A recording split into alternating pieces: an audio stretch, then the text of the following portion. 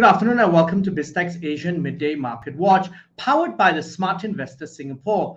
I'm Brian Fernandez and it's Wednesday, the 4th of January, and we have Craig Erlam, Senior Market Analyst at Oanda, coming out to us from the UK. Craig, welcome to the show.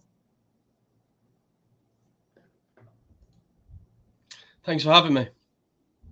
Now, Craig, before we get your insights and commentary on markets, let's take a look and see what the numbers in the first half of the day stack up like.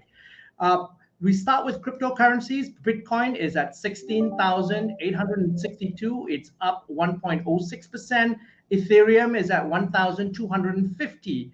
It's up 3.07%. Now, looking across the regional stock markets, we've got the Straits Times Index for a start. That's unchanged at the moment. We've got Bursa Malaysia, which is down 0.05%. Shanghai is up 0.3%. ASX All Ordinaries is up 1.53%.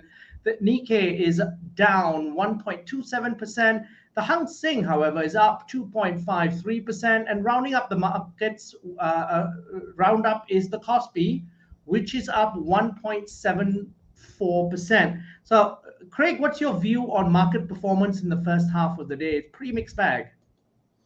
It is. I mean, it's been reminiscent really of how we've traded since the start of the week. And I think when we're looking at what investors are focused on right now, there is still a massive focus in 2023, the start of this year, on what the central bank's doing and more importantly, or most importantly, what the Federal Reserve is doing. And the next few days is going to be really pivotal to that. So we've seen a lot of choppy trading, really. Yesterday, we saw a little bit more risk appetite, risk on moves in the markets. But at the same time, the dollar was strong. We saw yields paring back. It seemed there was a bit of hope, maybe, that we were starting to see markets pricing in a pivot later in the year. In terms of moving from tightening to a brief period of pause and then rate cuts potentially. And I think that's kind of given the markets a bit of a boost at the start of the year. But I always say take this period of trading with a pinch of salt because you do tend to see a lot of choppiness. There isn't much directional coming from actual commentary or from data. So I think the next couple of days is going to be really pivotal, both from the minutes later on today. But of course, we've got the US jobs report on Friday, and that's the one that everyone's watching this week. And Craig, what personally are the risks that you're watching out for in markets right now that concern you?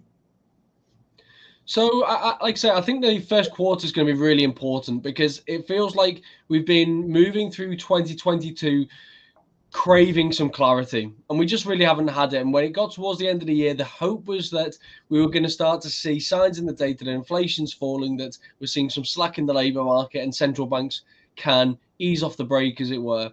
And while we saw some signs of that, there was also plenty of setbacks along the way. Even the last jobs report, for example, showed that the labour market's extremely tight, high wage growth.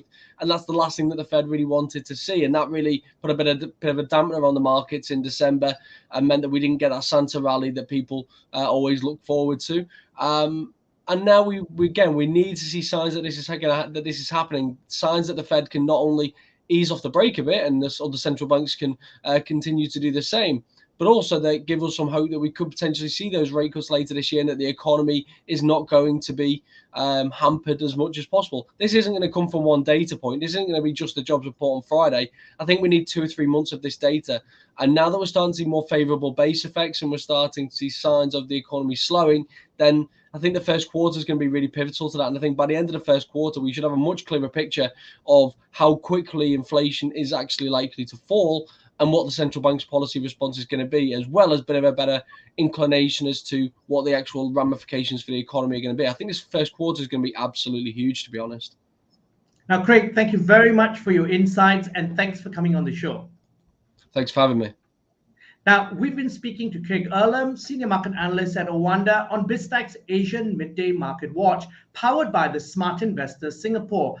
I'm Brian Fernandez. This show will be on our website, www.biztech.asia, as well as our social media platforms. It'll also be on our syndication partners, TV stations, radio stations, and websites. Thanks a lot for tuning in.